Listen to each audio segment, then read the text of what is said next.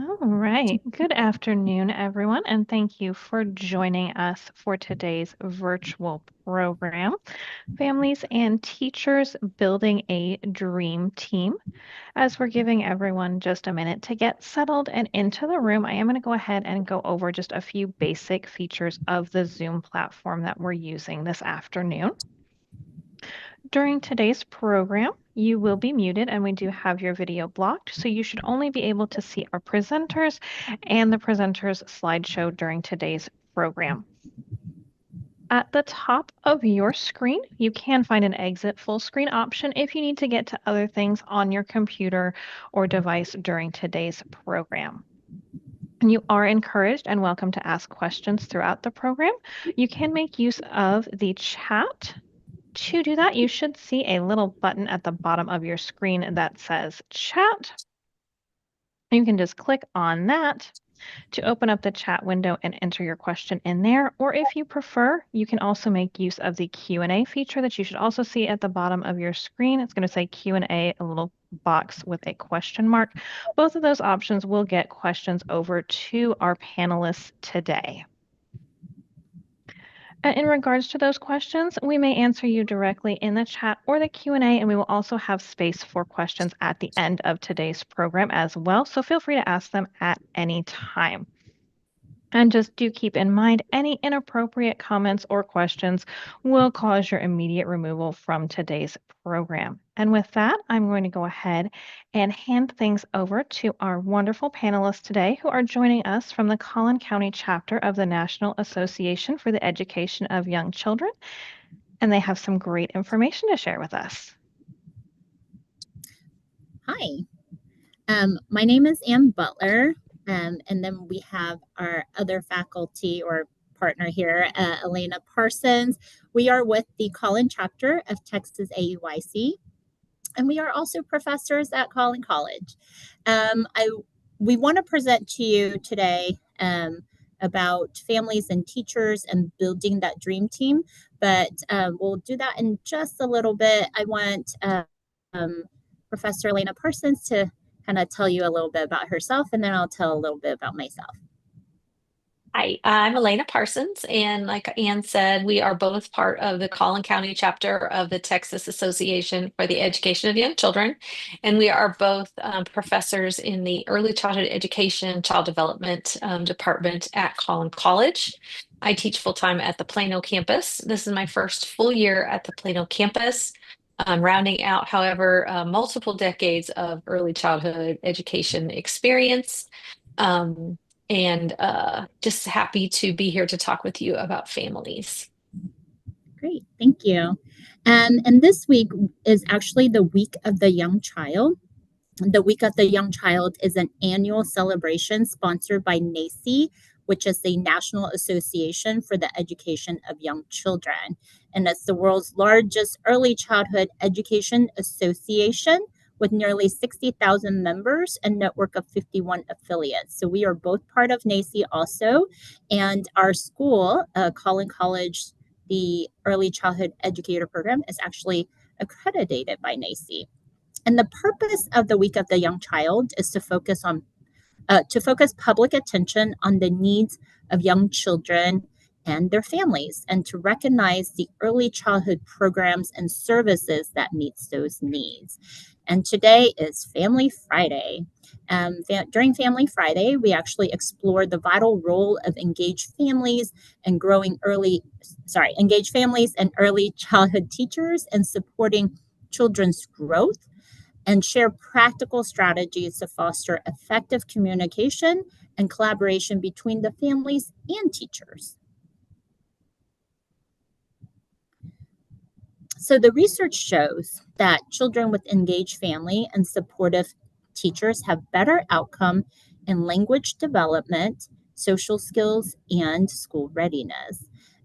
Engaged families and teachers provide consistency, emotional security, and reinforcement learning at home and school.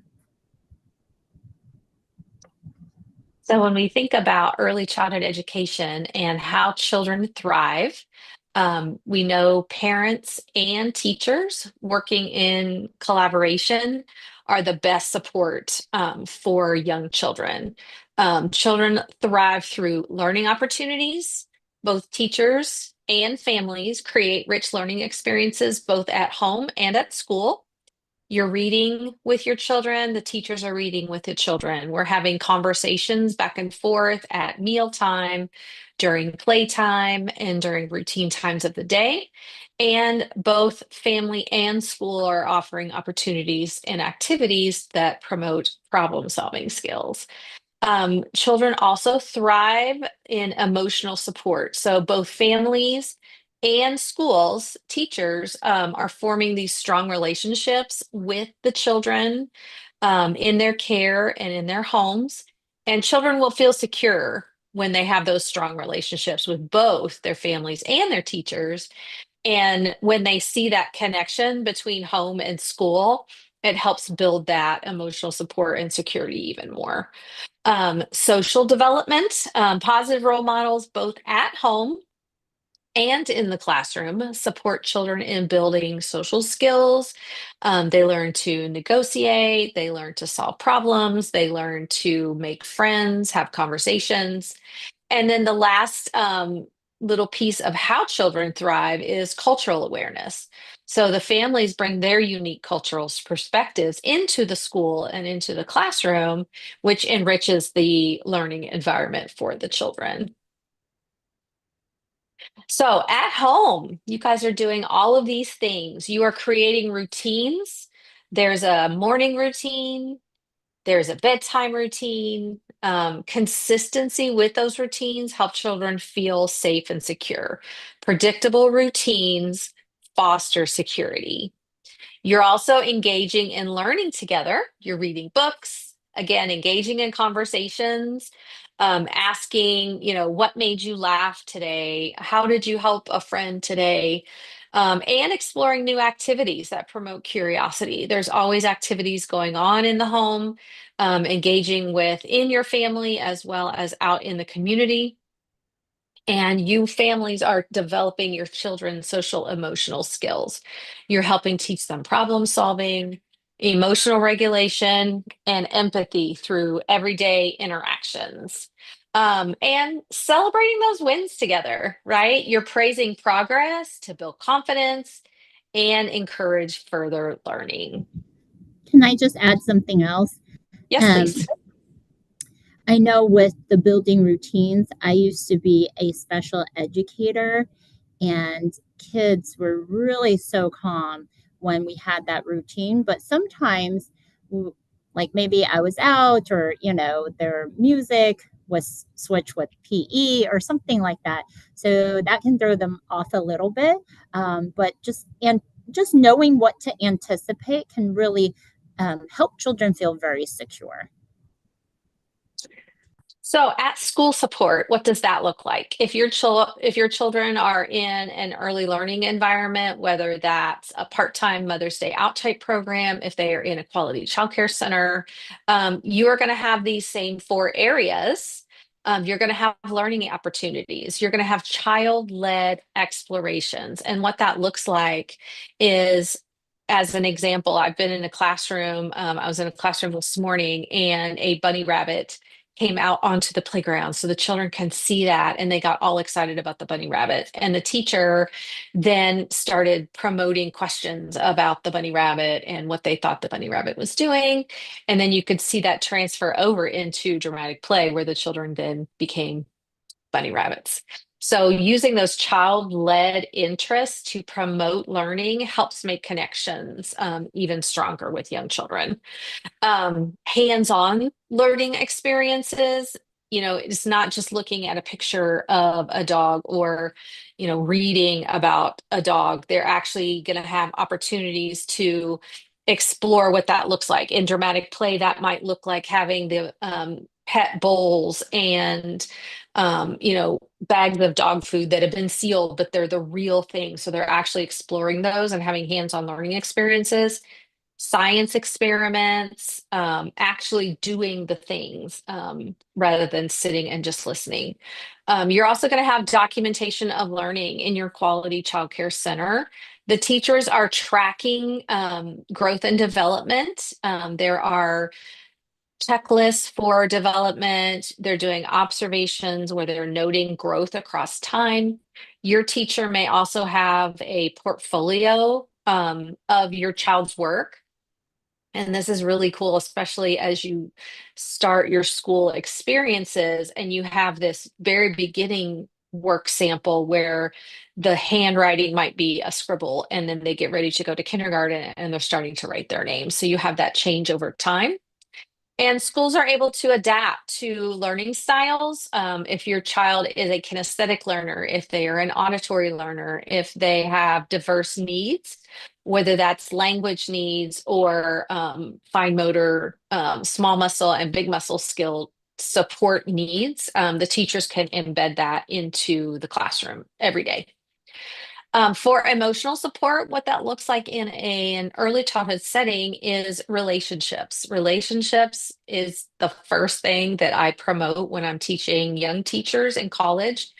Um, the relationship is key, and that goes back to that safe, predictable environment. I watched a teacher come in. Again, I was in that center this morning, and all of the children just were so excited to see her. So that shows that positive relationship that's been built. They know that she's there to support them, and then the routine is there also as that safe, predictable environment. Positive guidance supports emotions, social emotional growth as well. We want to teach replacement behaviors and not constantly tell children in classrooms, no, you can't do that. No, you can't do that. We want to teach them the right way to be safe in a classroom, to resolve conflicts, and understand, we walk, we, use safe hands and those kinds of things. So that all helps with emotional support. And then you get more into social development in schools as well. You're going to have guided social skill building. There's storybooks about making friends. There's puppets that children can use to help act out different scenarios. You've got group play. So in the classrooms, they are learning centers and they are working together in those different learning centers to learn how to collaborate and to play cooperatively.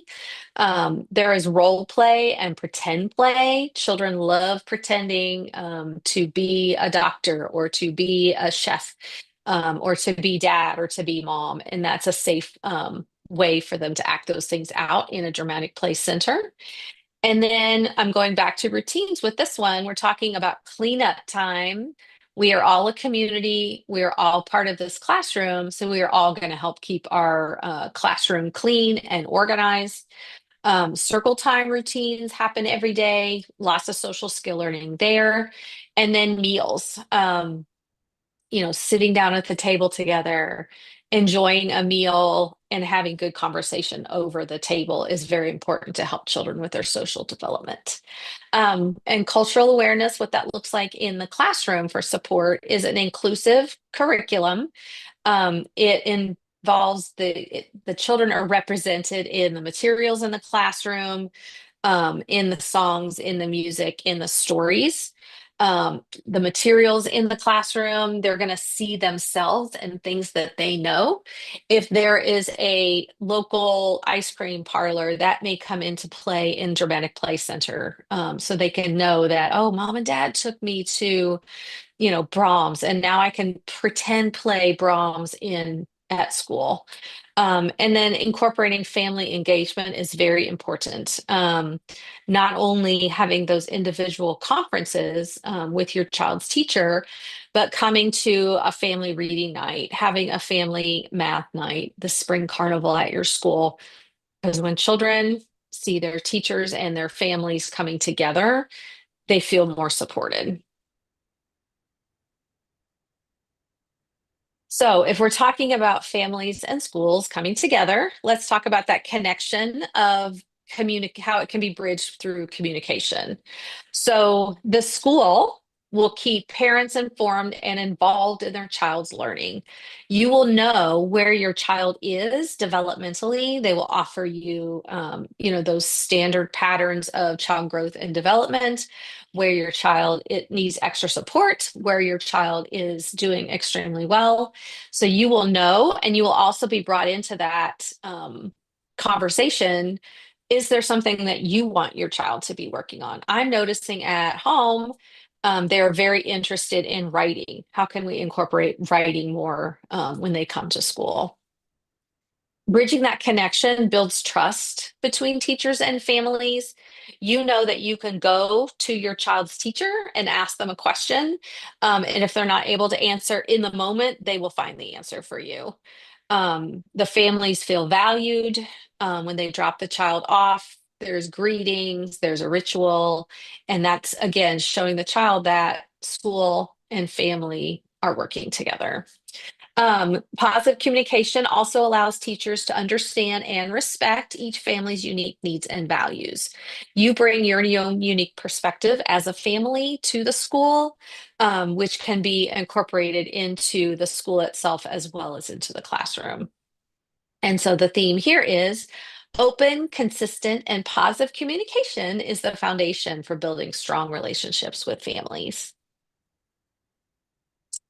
So if you're thinking about what to look for, perhaps you're not in an early childhood program yet. Here's what to look for when you're going to tour. Regular updates. There's going to be some type of daily and or weekly communication. Some schools still have handwritten daily sheets. Some schools have an electronic daily sheet. They may send you pictures throughout the day of your child doing an activity, because you can always bring home a painting, but you can't always bring home that really cool block structure that they made that day.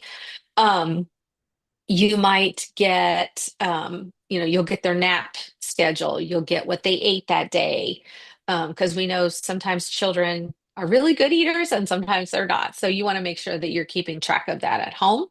um, Two-way communication. So whether it's through the daily sheet that's written on, or if it's through an app, there should be two-way communication. Families can share whether you're doing drop off and you say, woke up happy today, very excited to come to school. So making sure that not only are you getting information from the classroom and from the teachers, but you're giving information. So again, we're supporting both families and school. Parent-teacher conferences. Typically, those happen twice a year. You can schedule other times as needed, but that's that time for a deep conversation about your specific child and their progress, right? They've been tracking over the past half of the school year. You're going to find out where they are with fine motor skills, where they are with their big muscle skills, where they are with their language skills. What are their favorite things to do in the classroom? Which center do they go to the most? Who is their, what do they do if there's a problem? What's their favorite story? Technology tools. Again, I mentioned some centers still do the written daily sheets, but there are also apps, whether that's Seesaw or ProCare, or there are so many I can't even think of off the top of my head right now. However, there's something where they're going to be able to give you something where you can check in throughout the day using those apps. There are also websites for a lot of the early childhood programs, and some of them have secure video streams that you can observe. Open door policy. Make sure that you have the capability to visit your child's program or school, whether that's by appointment, because the teacher needs to know how many people are going to be in the building that day. But make sure that you're able to engage with the classroom or school. Going in and reading a story is an amazing, fun time. So if you're able to do some of those things in your child's school, try to take advantage of those. Sometimes there are communication challenges. So there are some common barriers that you may find. There may be language barriers. You can utilize translators and you can utilize interpreters, whether that's a sign language interpreter or a different language. Perhaps there's not a teacher or administrator in the building that speaks that second language that you speak at your home. But you can always utilize translators and interpreters to get past that barrier. You can request virtual meetings. Sometimes it's really difficult to connect with school staff because they want to be focused on the children that are in their care.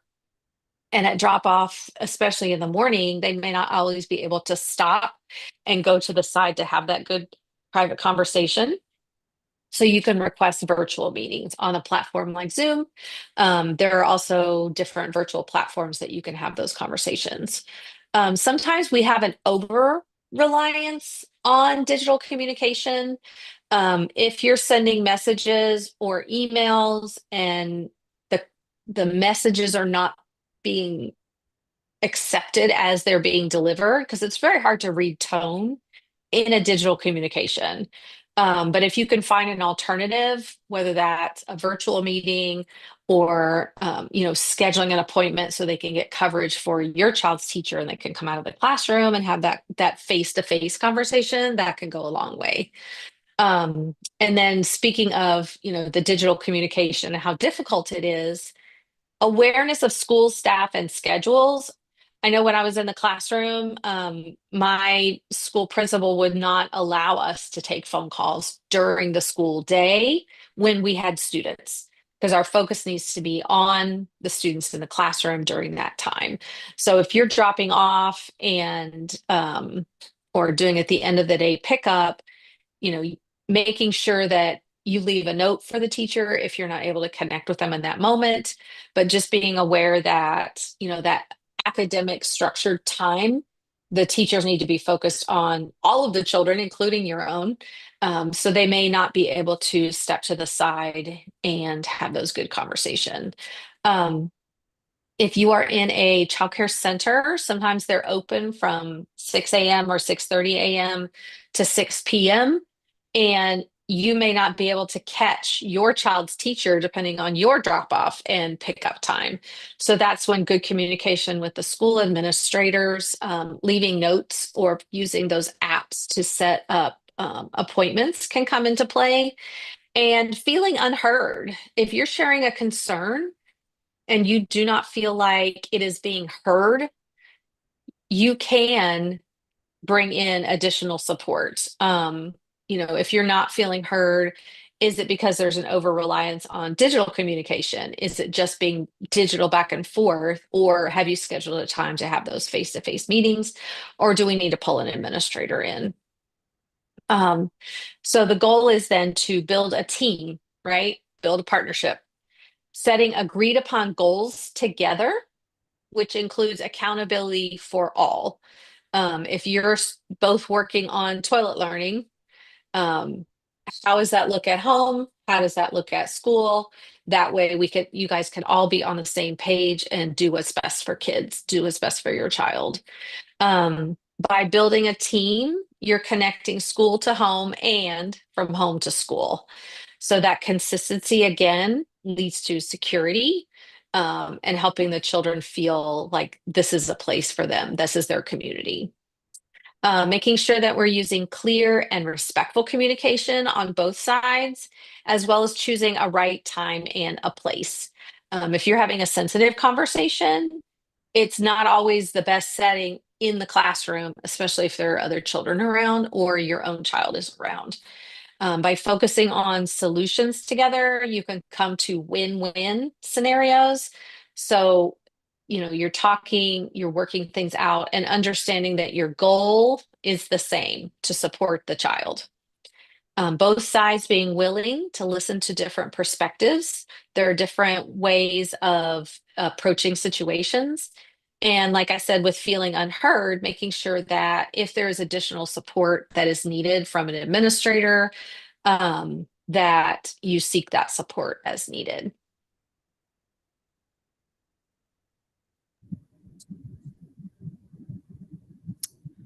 Thank you, Professor Parsons. Mhm. There is a question, and Oh, the great. question is posed as my child's class has had very inconsistent communication due to staffing changes and absences from illnesses. He seems to be It's enjoying his difficult. class, but is starting to concern me. When should I start looking for a new school, or is it worth the emotional upheaval of changing things? So, if from my perspective, this can be a challenge. I've worked in childcare centers and I've worked in public schools, and inevitably, there's going to be an illness that goes through. And it depends, I think, on is this a small window of change that you think we can ride through? Or is this something where you've had time after time after time where you're trying to share your concerns, and that may be the time to shift? So that's really a personal decision. Um, it really truly does depend on, have you talked to the building administrators? How close is your child to going to a different school environment? Are they going to go to kindergarten where they're going to be in a public school? We want first and foremost to make sure that the children are safe, right? That you want to feel good about leaving your child with the teacher. You're trusting the school to take care of your child. Professor Butler, what are your thoughts on this one?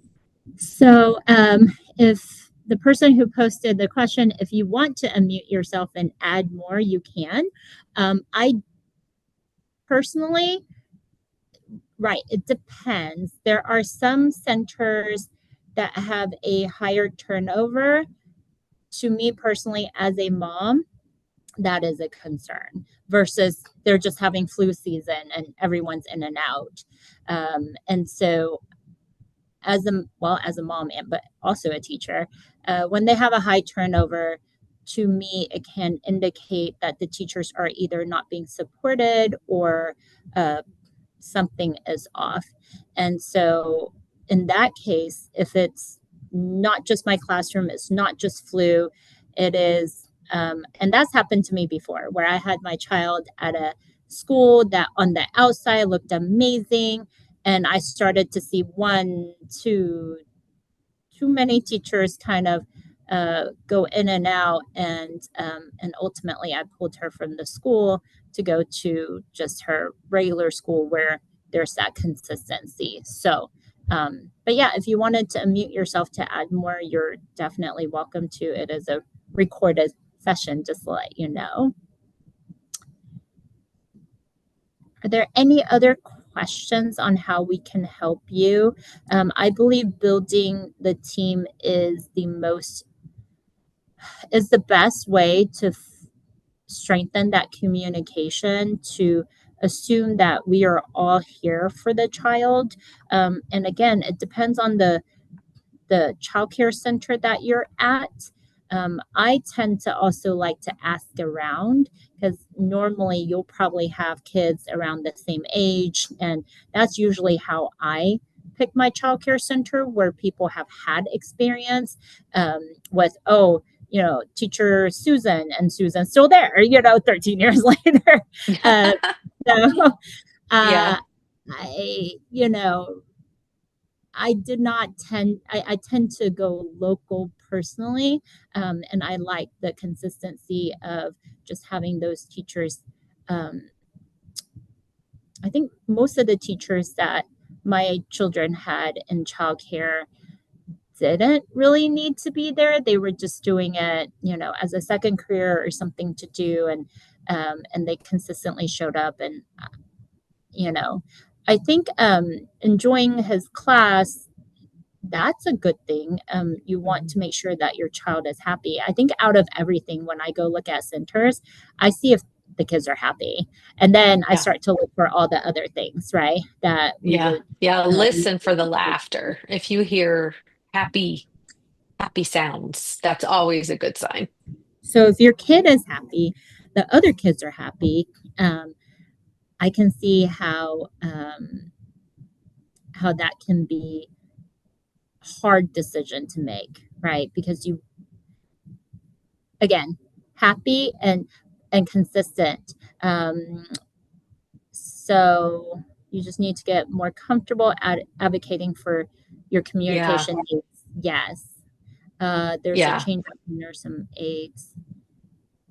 Yes, and sometimes with the change, Yes. so you just indicated that there was a change in ownership of the center, and Hmm. that's really important to say, "Hey, I understand, and I'm going to give you a little." The school that my kid where I had her go was also a brand new school.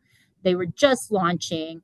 And so I didn't want to give them too much quote unquote pressure, but I was starting and like what Miss Parsons says, if you can, or Professor Parsons, if you can volunteer, that's probably the best thing because I couldn't, but some of the friends' parents were.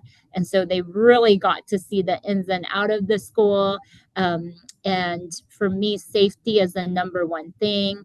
And I did not feel that the safety was being addressed. But it wasn't just that. It was when I talked to the principal, he downplayed he was like, no, that's not Yeah. possible. And I think when that happens, there's only so much communication that you can do as a parent if the other person Yes. is not receptive and you are a paying parent, right? However, is being paid, whether it's through vouchers or through your paycheck, you are a customer. And so if a customer is not being heard, I wouldn't, I would slowly start talking to people, not slowly, but I would start talking to people, start looking at other avenues so you have choices. And when you Hmm. are doing those walkthroughs, again, those are some of the things that I look at and maybe some of the questions that you may ask, like how long, what's the average year that your teachers are here? But yeah, did you want to add anything else? No, I think that's exactly spot on. When you have a change in ownership, just like with anything, there may be a shift in how leadership is handling staff. So whether that's a positive or whether that's something that could be changed, pulling back and really looking at all the factors. I like how you shared that, you know, advocating for your child because you are your child's first and most important teacher.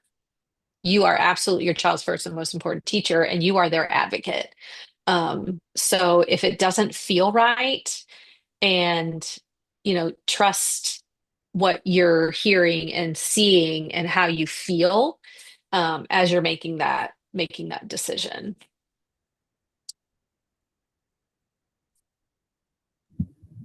Thank you. Any other Was there any other? questions? You're welcome. Thank you. Yes, thank you for asking. Well, we are, I think the next slide talks about the different connections that there are. And, Plano Library has wonderful events for your children that Jamie is going to tell you a little bit about. Yes, thank you. Plano Library does offer a variety of early learning programs and story times throughout the week. I'm going to go ahead and drop a link in the chat for our early learning programs that are happening now through the end of the month. And you can pull this up on our website at any time by going to planolibrary.org and looking for the link that says calendar. And then you can just filter by event type to early learning. And you'll see that we have programs for 0 to 5, or some that are more specific, like 0 to 18 months, 18 to 36 months, or 3 to 5 years, so that you can find things that really work for you and your little one. You can also find story times the same way by just changing that filter off of early learning and back to story time.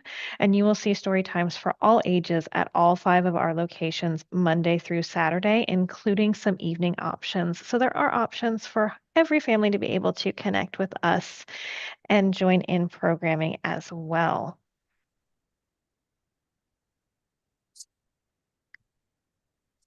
Thank you all for joining us as we talk about Family Friday for the Week of the Young Child in 2025. Very much appreciate the interest in how partnering can work and support your child from very young ages.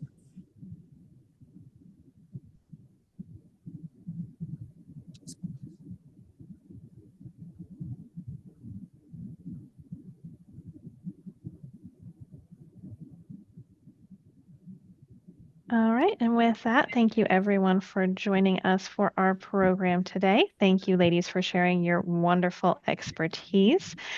And we will look forward to collaborating with you again in the future.